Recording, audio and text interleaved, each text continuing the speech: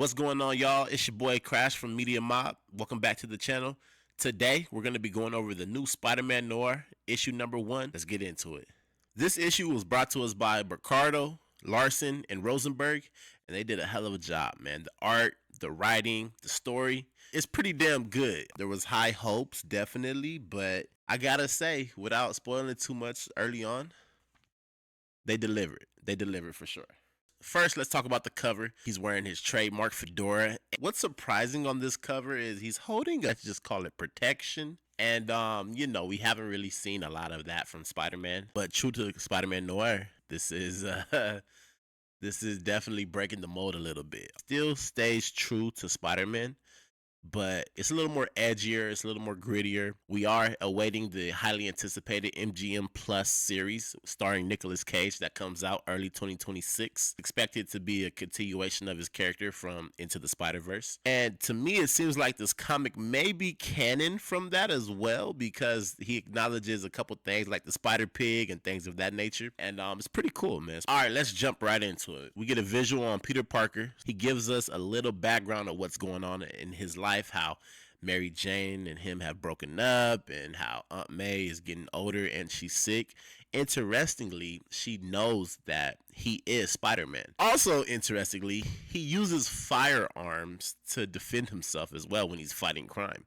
While Aunt May isn't a fan of that, he basically let her know, like, hey, if the enemy has a weapon, they're trying to take me out.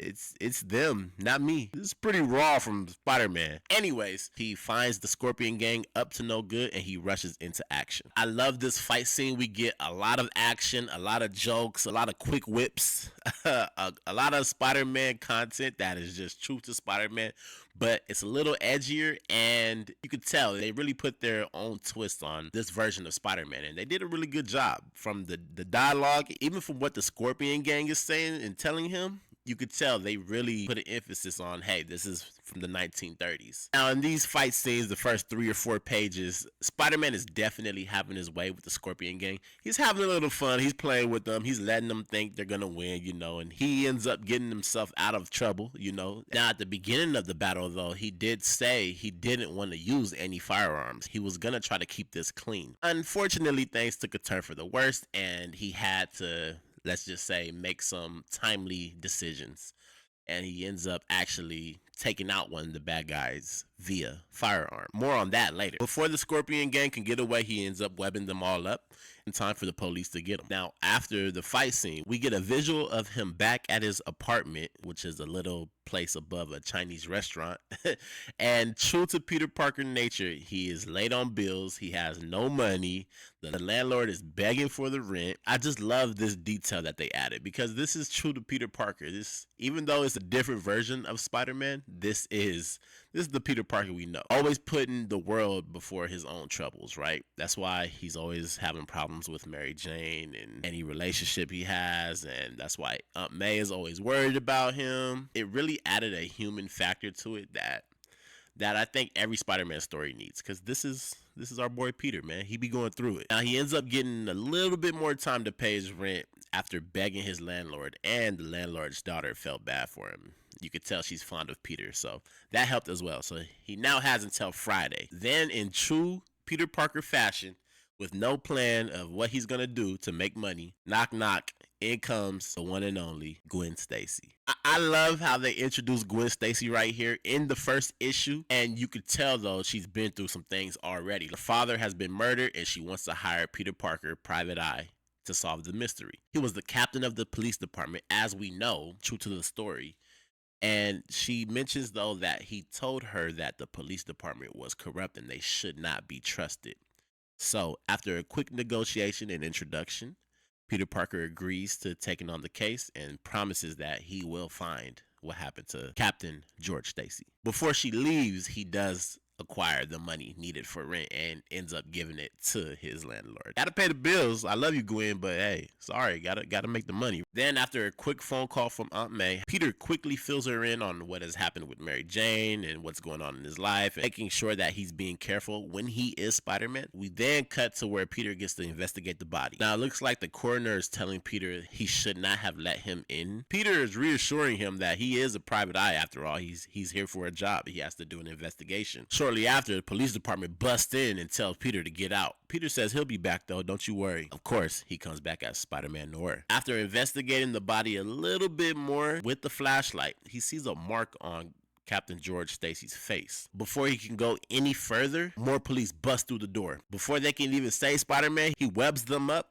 just in the nick of time to make his grand escape. At this point though, Peter is curious. He's like, all this for Captain Stacy? Like, he knows he was captain of the police department, but he's dead right now. Like, why are they so intrigued about this body? So clearly he's suspecting some type of foul play, or at the very least, he suspects something is not right. We then cut to Peter going to see Gwen at her house, and they're going through the findings. She's asking him questions, he's asking her questions, and really don't have much to work with at this point. But Gwen reveals that her father had a hidden safe. She then mentions if her father was hiding anything at all, it's most likely locked away in this safe. She asks Peter, can you open it? Peter says, that shouldn't be a problem. We then cut to a heartwarming scene with Aunt May, and Aunt May is telling Peter how she's fine, how she's eating like a horse, and Peter doesn't want her to worry, and she wants Peter to go to the fair. I think it's really funny how they stick to the times in 1930. They even talk about Shirley Temple, and Aunt May tells him he should go see the Wizard of Oz, and they're talking about Judy Garland, and it's dope. Obviously, it's one of those things, like, if you know, you know, but I mean, if you're reading these comics, you should know, like, if you don't know the Wizard of Oz, you need to go do some homework. Shame on you. After telling Aunt May he has to skedaddle, forgive me if I say this wrong, because I thought it was just a take on the Green Goblin, but I don't know what type of character this is. We have the Nazi stuff going on with Peacemaker at the moment. Shout out to James Gunn over at DC. Spider-Man sees the I can't say this, y'all.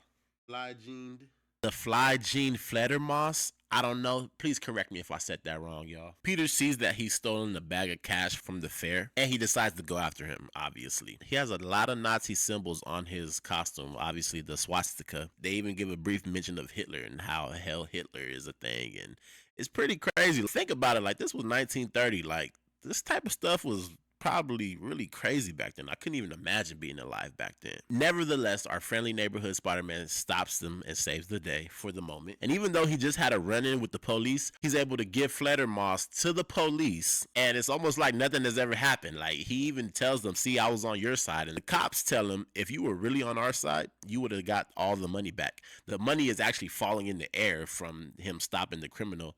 All the civilians on the ground are picking up the money. Happy. Everybody's happy. We getting a little money today. Peter then gathers himself and gets a moment on top of a building. He finds a $5 bill sitting on his shoulder and says, well, at least he gets a free meal out of this. Now, to end the story, we cut to a diner where he is obviously, he's hungry. He's just had a hell of a day fighting crime. He's kind of telling the waitress, let's get away. He's kind of hitting on her just a little bit. Peter Parker got a little bit of game, y'all, And he actually orders himself quite the meal, too. So he's worked up the appetite. To leave us with the hell of a cliffhanger, though, he's going through all of his information he's gathered for the case for Gwen Stacy's father.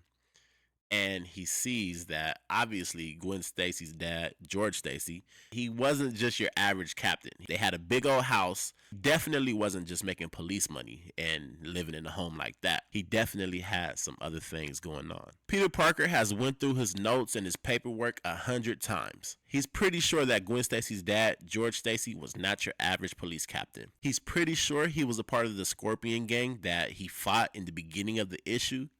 And he's pretty sure the man that he murdered was Gwen Stacy's dad. I was not expecting that. This story was written tremendously.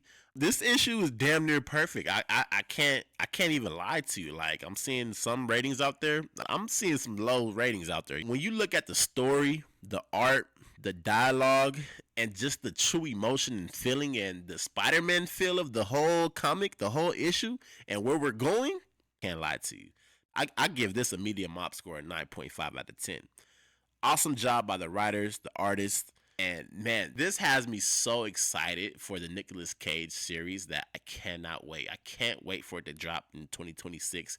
And if you haven't got this issue, make sure you go get it. The second issue drops next month in November, and I cannot wait to read it. Let me know in the comments, did you like it? Did you not like it? If you like this video, make sure you give us a thumbs up and subscribe, as it helps us tremendously. As always, it's your boy Crash. Thanks for tuning in. I'll see you on the next one.